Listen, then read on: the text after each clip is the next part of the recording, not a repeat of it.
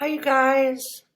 Um, so I promised you that I would go over some of the problems that we are dealing with our heating curve when we're trying to figure out the amount of energy used.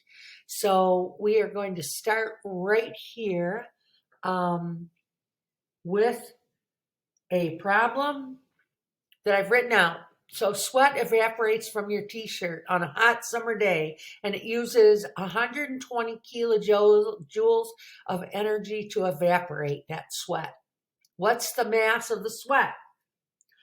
Well, let's first of all, we should always start by drawing a heating curve. What is going on here? Do we have a temperature change or do we have a phase change? Well, last I checked, sweat is a liquid. So what we they're saying it evaporates. So evaporates we know means to go into a gas. So this is a phase change. All right, we know it's happening at 100 degrees. So we have a phase change here. All right. So you guys, we have learned, let me put this up here. We have learned two formulas for calculating the amount of energy that is being exchanged. I'm going to write those formulas right here. Okay. When we have a temperature change, we know it's the energy will be the mass of whatever it is that's changing temperature multiplied by the specific heat, which we'll get down here, specific heat, multiplied by the change of temperature. But is that what we're dealing with? I don't see a change of temperature. If we had a change of temperature, the line would not be straight. The speed of what happens whenever you're adding energy or taking energy away is you're having a phase change. The particle or the phase is going from one phase to another. The substance is going from one substance to another. In this case, it's going from a liquid to a gas. And we know that that happens for water at 100 degrees. All right? Okay. So it's not a temperature change. This is what we use to calculate a temperature change, right? Which looks like this. When you have a temperature change, you have a temperature on this and time on here.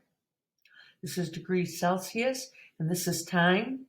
So we know with a temperature change, you have a slanted line on your curve. But we are dealing with something else. We're dealing with a phase change, which is all the energy going in is being used to change from a liquid to a gas and also sending the energy into the phase because we know that steam has a lot of energy in it between the particles. All right. So the equation for a phase change is the amount of energy is the one of these, either heat of fusion or heat of vaporization. That's the amount of energy that has to go in for every 1 gram of that substance to change into a different phase. All right. So it is either the heat of fusion times the mass, or it is the heat of vaporization times the mass. All right, it depends on whether things are melting and freezing. In that case, we use heat of fusion, or whether they're evaporating or condensating. That would be the heat of vaporization. Okay, so the first thing you do is you draw your curve. We know it is a phase change. So we're going to be using one of these formulas. Okay, so let's see. We're going from a liquid to a gas. So is that melting or freezing? No. Is it evaporating or condensing? Yes, it's going to a gas, so it's evaporating. So the first thing you do when you get one of these problems is draw your curve, decide what the phase, if it's a phase change or a temperature change. The next thing is write the formula. So they're asking us about the mass, but we have to write the formula first. So the formula is, because it's heat of vaporization, it is the mass times, or the heat of vaporization, which is 2,260 joules for every 1 gram, times the mass. Okay? All right. So now let's see what they're asking for. It says that the sweat evaporates. It uses 120 kilojoules.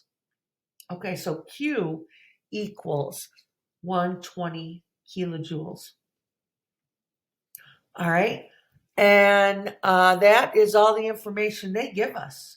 We know what the amount of energy it's going to be required to get rid of 1 gram of the water, but we're going to have to get rid of more probably. All right, because 120 kilojoules.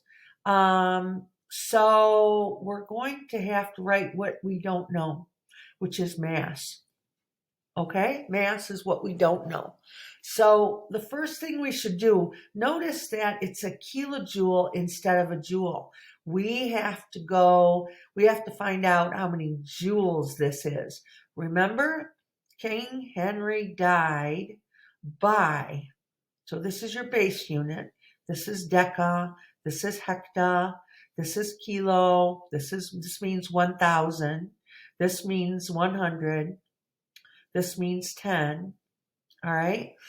So now what we need to do is to go from our units, which are joules or grams or liters or meters.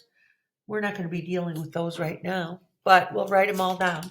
So what you need to do, we're going from kilojoules to joules because we want this to be the same units, right? Okay, so we're going to start at joules, which is our base unit, and we're going to go up. Actually, we're going to start at kilojoules, and we want to go to joules, so we're going to jump from kilo to where we want to go, which is base unit. 1, 2, 3. So it's 3 jumps. So we're going to take 120 kilojoules, okay, and we are jumping 3 to the right. 1, 2, 3. So we need to do the same down here.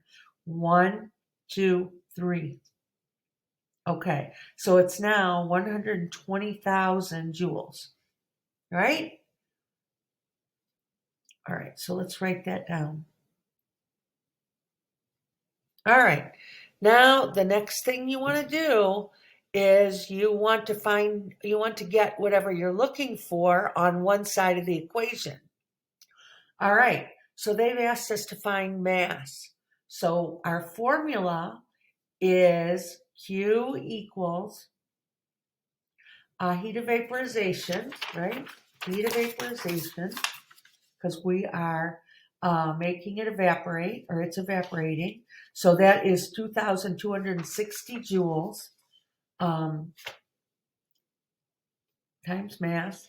So 2,260 joules per gram times M equals Q. We want to get mass by itself because we know what Q is, right? We can put our Q in there. It's 120,000 joules equals 2,260 joules per gram times the mass. And they have asked us to find the mass.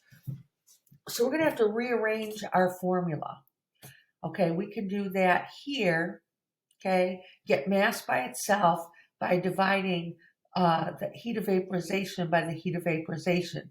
What you do on one side, you do on the other. So if you have heat on vaporization and heat of vaporization on one side, then you have Q over heat of vaporization equals mass. All right. Now we just plug in the information. Q for this is 2,200. Excuse me. Q is 120,000 joules. Okay, that's Q over the heat of vaporization, which is 2,260 joules per gram, equals the mass. Okay. So the first thing we're going to do, we are going to get rid of joules.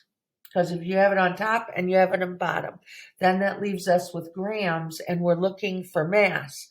So we're good. Now all we need to do is the math. Okay? We take 1, 2, 0, 0, 0, 0. I don't think you can see this. And we're going to divide it by 2260. And the answer is 53, okay, equals 53.097. So 09 will 7. We're gonna bump it up to 7. We're gonna round off till we get to 53.1 grams. Okay, that is the mass. That is the mass. All right.